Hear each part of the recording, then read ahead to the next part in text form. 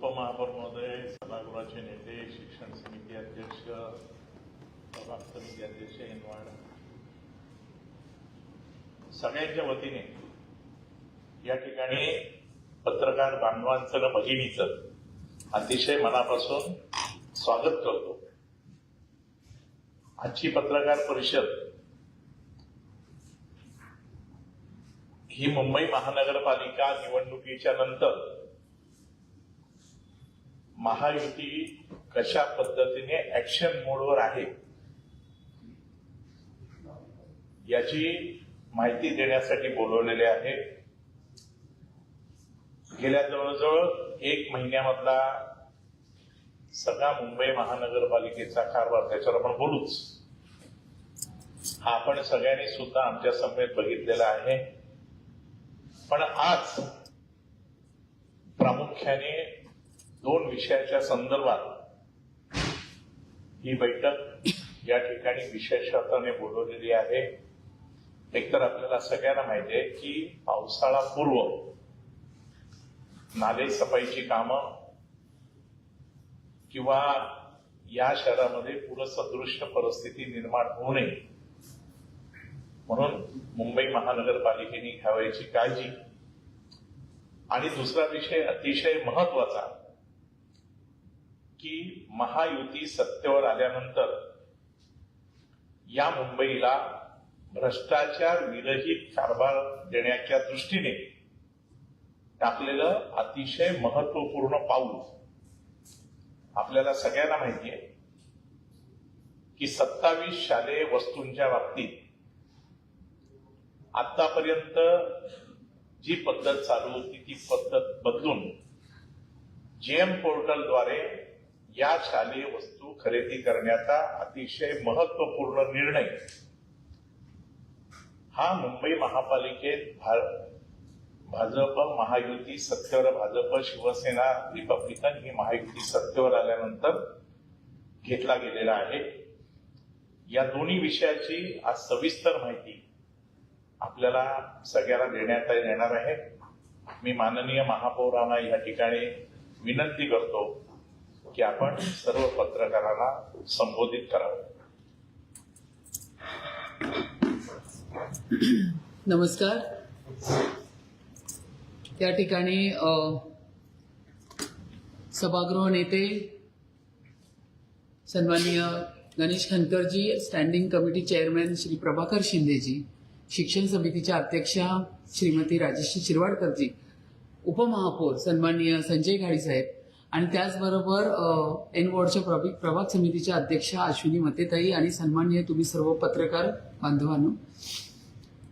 आता आमच्या स्टँडिंग कमिटीचे चेअरमॅन यांनी सांगितल्याप्रमाणे आम्ही ज्यावेळी म्हणजे या ठिकाणी महापौर पदाची शपथ घेतल्यावरती महायुतीची सत्ता या ठिकाणी आल्यावरती एक 100 दिवसाचा पूर्ण जो ऍक्शन प्लॅन आहे ते सन्माननीय आमचे महाराष्ट्र राज्याचे मुख्यमंत्री आदरणीय देवेंद्र फडणवीस साहेब, उपमुख्यमंत्री आदरणीय एकनाथराव शिंदे साहेब, श्रीमती सुनेत्राताई पवार आणि मुंबईचे आमचे अध्यक्ष आदरणीय अमित साटमजी यांच्या मार्गदर्शनाखाली एक 100 दिवसाचा जो ऍक्शन मोड प्लॅन मुंबई महानगरपालिकेतर्फे आम्ही सर्वांनी मिळून तयार केला होता. त्यापैकी अतिशय महत्वाचा विषय तो म्हणजे पावसाळ्यापूर्वीची नालेसफाई आणि त्याची पूर्वतयारी बैठक आता या ठिकाणी अतिशय चांगल्या पद्धतीने प्रशासनाबरोबर आम्ही पार केलेली आहे. संपूर्ण माहिती जी आहे प्रशासनाच्या माध्यमातून आम्ही अवगत केली. त्याच्यामध्ये प्रमुख नाले, मेजर नाले असतील किंवा लहान मायनर नाले असतील आणि मिठी नदी यांच्यासाठी जे 2025 आणि 27 या कालावधीमध्ये गाळ काढण्यासाठी ज्या निविदा मागवण्यात आल्या होत्या त्या पावसाळ्यापूर्वी गाळ काढण्याचे काम सुरू होण्यापूर्वी कशा पद्धतीने तुम्ही पार पडताय याची पूर्ण माहिती आम्ही आता या पूर्वतयारी मीटिंगमधून यांच्याकडनं घेतलेली आहे. राज्य शासनाने स्थापन केलेली SIT, मुंबई पोलीस गुन्हे आर्थिक EOW आणि मिठी नदीतील यापूर्वी काढलेल्या गाळ काढण्याच्या कामांमध्ये सहभागी असलेल्या कंत्राटदारांच्या विरुद्ध आताच्या आम्हाला माहितीप्रमाणे कळालं की त्यांच्या विरुद्ध गुन्हे घेतलेले आहेत. परंतु प्रशासनाच्या माध्यमातून आम्हाला ही गोष्ट अवगत झाली की वेळ कमी असल्यामुळे पुन्हा आपण त्यांनाच ते काम देऊन ते पूर्ण काम त्यांच्याकडनं पुढचं करूनही घेतलेलं आहे.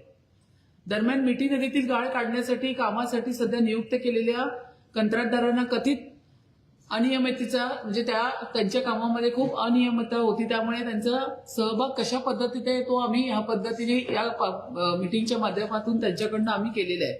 आणि प्रशासनाने केलेली कारवाई याविषयी पण इत्थंभूत माहिती आम्ही या माध्यमातून घेतलेली आहे. तर हे सर्व करत असताना संपूर्ण म्हणजे ई वॉर्ड असेल, एस वॉर्ड असेल आणि के वेस्ट वॉर्ड असेल, यामध्ये असलेले काम आणि मिठी नदीतील गाळ काढण्याचं काम ह्याच्याविषयी पूर्ण माहिती या पद्धतीने घेतलेली आहे. परंतु हे सर्व करत असताना जे कामाचे टप्पे आहेत त्याविषयी आम्ही माहिती घेतली की पावसाळ्यापूर्वीचा गाळ काढणे 80% गाळ काढणे, त्यानंतर पाऊस सुरू असताना 10% आणि पाऊस गेल्यानंतर 10%, याची पूर्ण माहिती प्रशासनाकडनं घेतल्यानंतर त्या कामाच्या बाबतीतलं त्यांचं क्षेत्र आणि दिलेल्या सूचना या ठिकाणी आमचे सभागृह नेते आणि स्टँडिंग कमिटीचे चेअरमॅन श्री शिंदेजी यांनी सुद्धा त्यांना दिलेले आहेत. त्याचबरोबर ठेकेदाराला असलेली मुख्य जबाबदारी असेल, मग गाळ काढण्याची प्रक्रिया असेल किंवा त्यांना अतिरिक्त काम किंवा महत्वाचे काही नियम हे सुद्धा या बाबतीत सांगितलेले आहेत. तर त्या बाबतीतची पुढील पूर्ण माहिती मी या माध्यमातून यांच्याकडनं आता आपल्याला मिळणारच आहे. फक्त मी त्यांना हेच सांगितलं की पावसाळ्यापूर्वी हा पूर्ण मुंबई महानगरपालिकेमधल्या लोकांना त्रास होणार नाही अशा पद्धतीचं काम आणि पूर्णत्व गाळ काढण्याची पूर्ण प्रक्रिया आहे जी त्या पद्धतीने दिलेल्या पद्धतीने पूर्ण करून घेणे ही प्रशासनाची जबाबदारी आहेच. पण हे सर्व करत असताना स्थानिक नगरसेवकांना आणि लोकांचा सहभाग घेणे पण तितकंच गरजेचं आहे. ते सर्व सांगत असताना मी त्यांना सांगितलं की पावसाळ्याच्या दरम्यान जो 10% गाळ पावसाळ्याच्या दरम्यान आपल्याला पावसाळ्यापूर्वीचा 80% गाळ काढलेले त्याचे फोटो पोर्टलवर दिसतात. पावसानंतरचे पण पावसाळ्यात दरम्यान जो 10% गाळ काढला जातो त्याचे फोटो पण तुम्ही पोर्टलवरती अपलोड केले पाहिजे. या सुद्धा सूचना आपण त्या ठिकाणी दिलेल्या आहेत. आणि या नाल्याच्या बाजूला असलेले जे रोड असतील त्या रोडला डिजिटल बोर्ड, त्या बोर्डवरती सदर नाला किती लांबीचा आहे, किती रुंदीचा आहे, कुठल्या ठेकेदाराने केले ह्याची इत्थंभूत माहिती हे नाल्याच्या बाजूला असलेल्या रोडवरती डिजिटल बोर्डच्या माध्यमातून उपलब्ध केले पाहिजे. या बाबतीतली संपूर्ण माहिती आता सभागृह नेते देतीलच, परंतु मी काही सूचना त्याच्यामध्ये दिल्या होत्या. त्या म्हणजे नाला असेल, स्ट्रॉंग वॉटर ड्रेन असेल किंवा कल्वर्ट असेल त्याचा पूर्ण गाळ काढणे आवश्यक असल्यास त्यात रॅम्प, प्लॅटफॉर्म किंवा तात्पुरते मार्ग तयार करा, पण गाळ मात्र पूर्ण काढला गेला पाहिजे.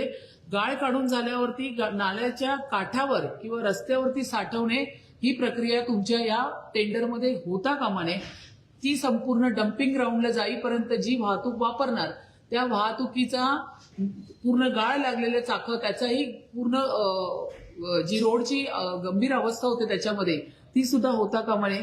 त्याच्यामध्ये मी अतिरिक्त काम सांगितलं की गाळ काढल्यानंतर ड्युरंट फवारणी त्या ठिकाणी झाली पाहिजे आणि गाळ वाहतूक करताना डंपरवर टार्पोलिंग झाकण त्या ठिकाणी तुम्ही ठेवले पाहिजे. अशा ज्या काही सूचना आहेत हे मी माझ्या या माध्यमातून दिलेल्या आहेत. आणि पुढील पूर्ण माहिती आता तुम्हाला प्रभाकर शिंदेजी आणि सभागृह नेता या ठिकाणी देतील. उपमहापौरांना नाही तुमची. नमस्कार. मी प्रथम महापौरांचं मनापासून अभिनंदन करतो आणि आभार व्यक्त करतो की पावसाळ्याच्या खूप पूर्वी ही नालेसफाईच्या संदर्भामध्ये अतिरिक्त आयुक्त, उपायुक्त, सहाय्यक आयुक्त आणि पर्जन्य जलवाहिन्यांचे संबंधित अधिकारी आणि आमच्या समवैयक्तिक संयुक्त बैठक झाली आणि त्याच्यावरती चर्चा करून दोन्ही बाजूने एकमेकांना आपण काय करायला पाहिजे जेणेकरून मुंबई शहरामध्ये पाणी तुंबणार नाही आणि नालेसफाई चांगल्या पद्धतीमध्ये होईल अशा प्रकारचे आम्ही उपाययोजना केल्या. त्यात प्रामुख्याने आम्ही अशी प्रशासनाकडे मागणी केली आहे की ह्या मिठी नदी आहे, मेजर नाले आहेत, मायनर नाले आहेत, याच्या निविदा अगदी अचूक वेळेमध्ये व्हायला पाहिजे आणि त्या ठेकेदाराला ज्याची निवड होईल, जो लोबेस्ट असेल त्याला लवकरात लवकर वर्क ऑर्डर देऊन काम सुरू करण्याच्या सूचना प्रशासनाने दिल्या पाहिजेत. नंबर 2, ह्या काम सुरू झाल्याच्या नंतर कामाचं परीक्षण करण्याची जबाबदारी वॉर्ड स्तरावरचे सहाय्यक आयुक्त असतील किंवा मेंटेनन्स डिपार्टमेंटचे अधिकारी असतील, तसेच पर्जन्य जलवाहिनीचे इंजिनियर असतील यांनी करावे.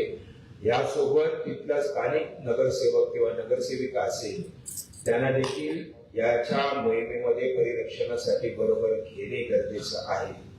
पुढे याच्यामध्ये सूचना आम्ही अशी दिलेली आहे की गेल्या अनेक वर्षाचा नगरसेवकाचा आमचा जो अनुभव आहे की ठेकेदारांनी नारळ फोडला शुभारंभ केला की त्याच्यानंतर गाळ काढला जातो आणि त्या शिल्ड जो आहे ते शिल्ड अनेक दिवस तिथेच ठेवले जाते. त्यामुळे नागरिकांना दुर्गंधीमुळे त्रास होतो. नागरिकांच्या तक्रारी स्थानिक नगरसेवकांकडे येत असतात. 48 तासामध्ये गाळ सुकल्याच्या नंतर ताबडतोब हा गाळ आपण घेऊन गेले पाहिजेत अशा प्रकारच्या सूचना प्रशासनाला आम्ही दिलेल्या आहेत आणि त्याची अंमलबजावणी प्रशासनाने करावी अशा प्रकारची मागणी आम्ही सर्व